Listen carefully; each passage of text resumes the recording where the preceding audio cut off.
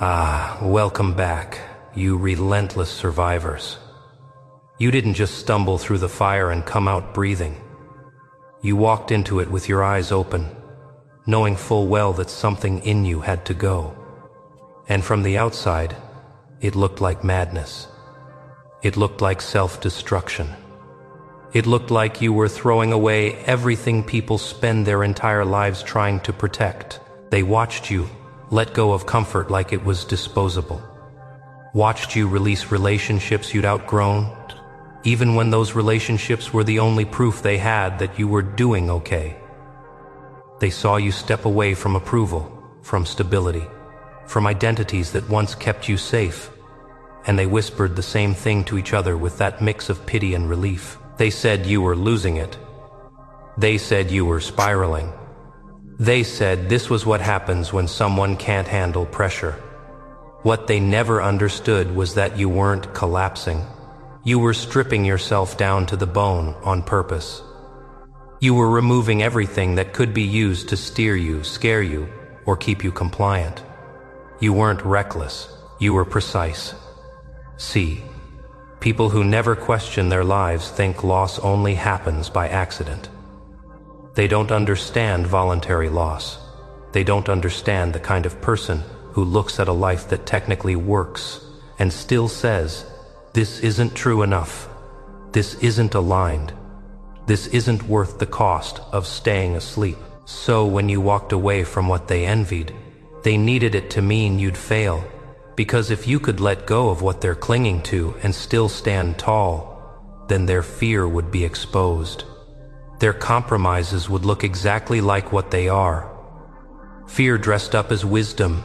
They waited for the regret to show on your face.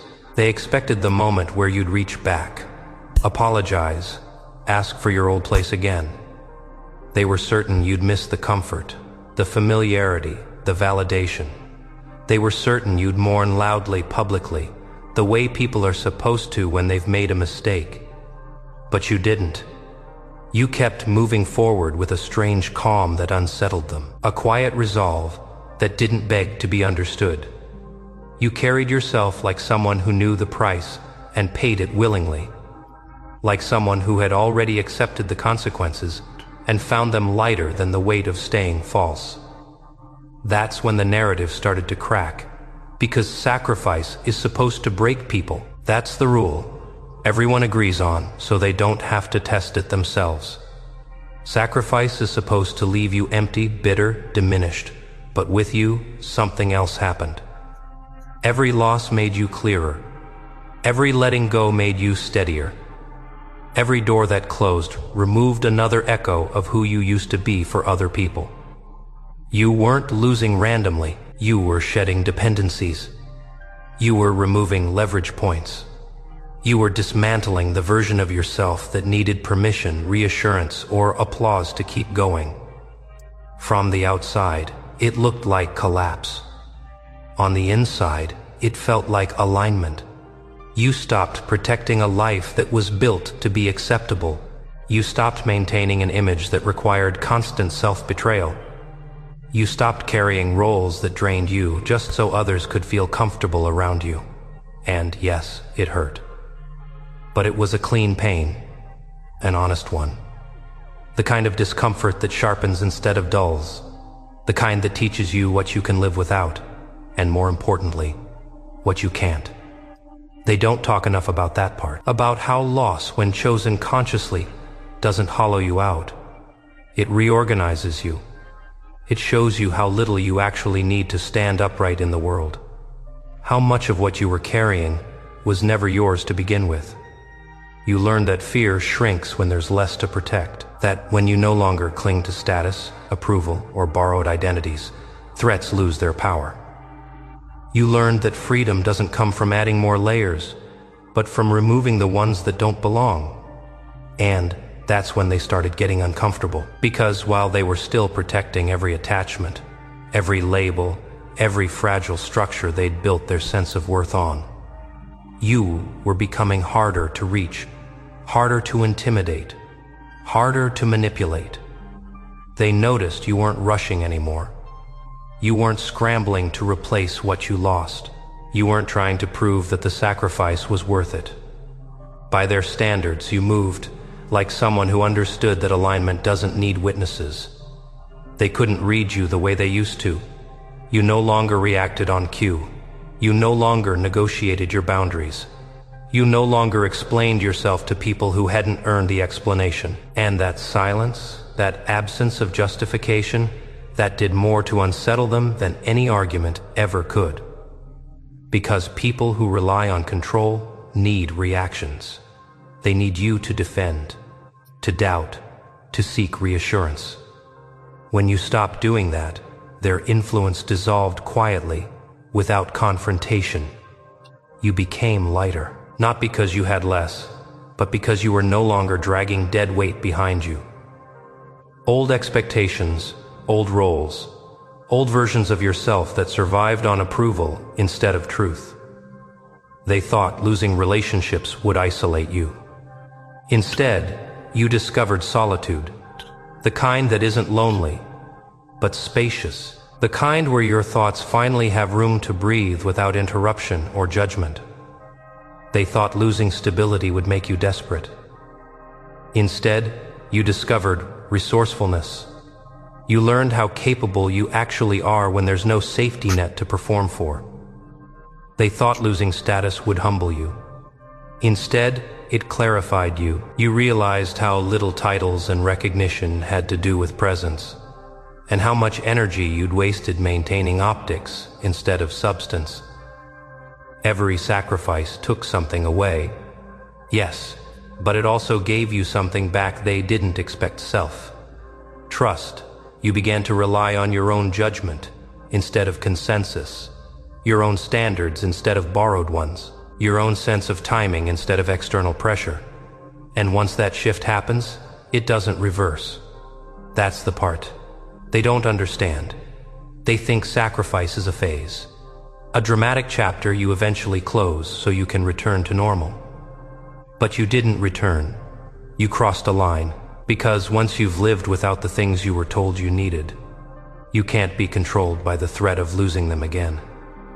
Once you've seen how much of your life was built around fear of discomfort, you stop mistaking comfort for safety. They started watching you differently then, not with pity anymore, but with something closer to quiet recalculation. They noticed you weren't chasing outcomes the way you used to.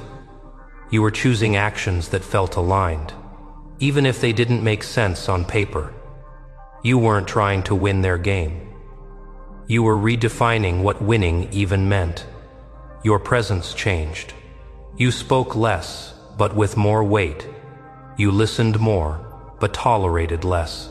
You moved with intention instead of urgency. And somewhere along the way, they realized something that unsettled them deeply. You didn't sacrifice everything to become impressive. You sacrificed everything to become free. Free from needing to be liked. Free from needing to be understood. Free from needing to belong to systems that required you to dilute yourself to survive. That kind of freedom doesn't shout. It doesn't perform. It doesn't seek validation. It just exists. And it changes the temperature of every room it enters. They can feel the separation now, even if they can't name it. The subtle distance between someone who chose truth over comfort and those who chose comfort over growth. The gap between someone who has already faced loss and those still organizing their lives around avoiding it. You didn't become better than them. You became incompatible with shallow conversations, incompatible with conditional support, incompatible with environments that reward conformity over clarity. And this is where the story doesn't resolve neatly. Because you're not done shedding, you're not done becoming. The standard you've set for yourself is internal now, and it doesn't negotiate with nostalgia. You've crossed into a version of yourself that can't go back to the old world without betraying everything you paid to learn. And you know it. You feel it in the way you hesitate before re-entering familiar spaces, in the way old dynamics feel too tight, too loud, too small. This isn't the end of the transformation. It's the point of no return. And what comes next won't look like triumph to people who measure success by safety and accumulation. It will look quiet. It will look selective. It will look like distance. But you know better. You know that what you lost made room for something irreversible. And whatever you're becoming next, it won't fit where you used to belong. You didn't just change. You crossed a threshold. And once that line is crossed, there's no language for going back. After the sacrifices, after the stripping down, after the quiet rebuilding that nobody applauded, something settled inside you. Not confidence, not arrogance, something colder, something steadier. Certainty, not the loud kind that needs agreement. The internal kind that doesn't flinch when misunderstood. You stopped asking yourself if you were doing the right thing and started asking a different question altogether. Does this align with who I am now? That shift changed everything. You noticed it first in small moments. In how arguments no longer hooked you, in how manipulation felt obvious instead of confusing, in how pressure lost its urgency because you'd already survived worse without breaking. People expected you to come back softer, more agreeable, grateful for second chances. They thought sacrifice would humble you into compliance. Instead, it clarified you into refusal. You no longer negotiate with environments that require self-erasure. You no longer chase rooms that don't have space for your full presence. You no longer explain your standards to people who benefit from you lowering them. And that's when the distance became visible. Not dramatic, not hostile, just undeniable. Some people couldn't follow you because the path required letting go of comfort they still worship. Others didn't want to follow you because your choices forced them to question their own. And a few simply couldn't recognize you anymore because the version of you they understood no longer exists.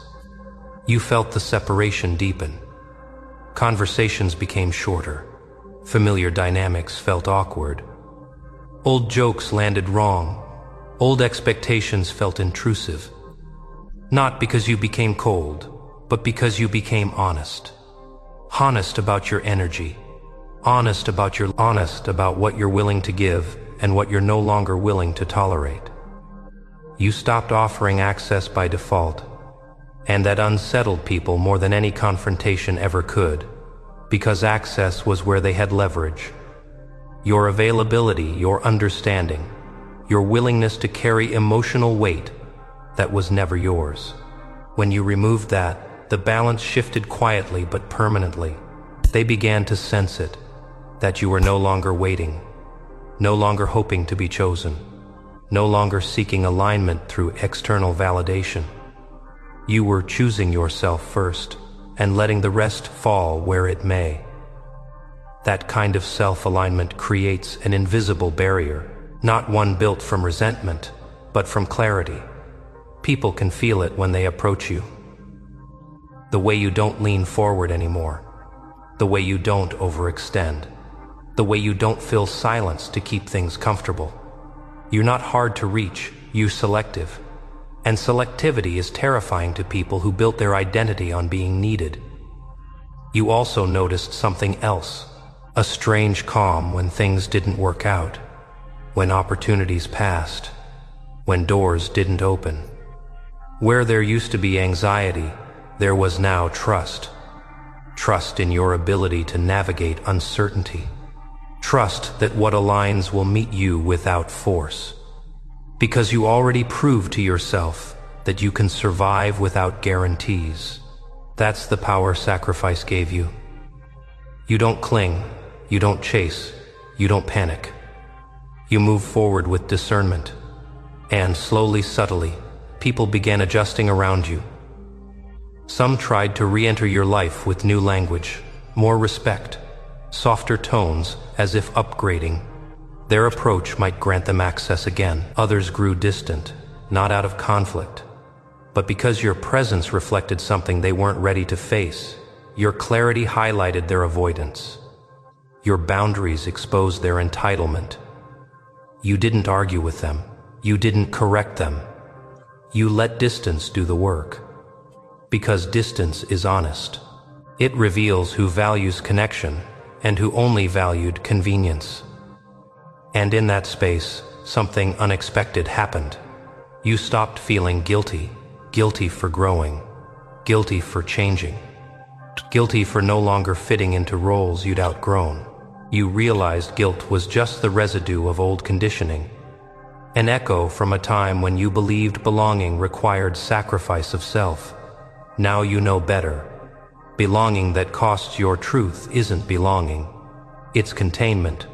So you let go without ceremony, without announcements, without burning bridges. You simply stopped walking back across them. Your life began organizing itself around a new center. Not ambition, not survival alignment. You chose depth over volume, meaning over momentum, presence over performance.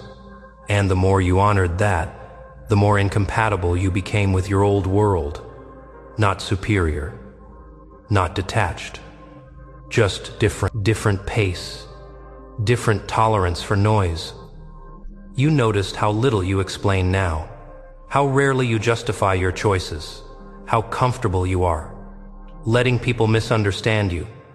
Because clarity inside doesn't require clarity outside. That's a hard truth most people never reach. They spend their lives correcting perceptions, managing narratives, defending choices that were never wrong to begin with. You stopped doing that. You let your life speak for itself, not through spectacle, but through consistency. And while others chased visibility, you cultivated stability. While others optimized for approval, you optimized for peace. This is where your transformation becomes irreversible. Because once peace becomes your reference point, chaos loses its appeal. Drama loses its pull. Validation loses its power. You don't need to prove you're strong. You've already lived it. You don't need to announce growth. It shows in what you no longer tolerate. You don't need to convince anyone of your value. You've internalized it. And that internalization changed how you move through the world. You don't rush outcomes. You don't force connections. You don't override your intuition to meet expectations. You wait. You observe. You choose deliberately. That patience isn't passivity. It's precision, and people feel it. They feel that you're no longer available for projections, no longer responsive to pressure, no longer interested in roles that require you to shrink. Some admire it quietly. Some resent it silently. Some misunderstand it completely. You let all three happen, because you're no longer building a life that needs consensus. You're building a life that needs coherence. And that coherence came from sacrifice, from loss, from standing in the ashes, and choosing not to rebuild the same structure again. You didn't rise to prove them wrong. You rose because staying where you were would have meant betraying who you'd become. That's the difference. And now, as you move forward, you carry something most people never develop. An internal compass that doesn't panic in uncertainty. A self-trust that doesn't collapse under doubt. A resilience that isn't loud, but unshakable. You don't belong to your old world anymore. Not because you're above it, but because you outgrew it. And whatever comes next will require this version of you, not the one who needed comfort, approval, or permission. The one who already survived the fire. The one who knows exactly what it costs to become real. And won't trade that truth for anything.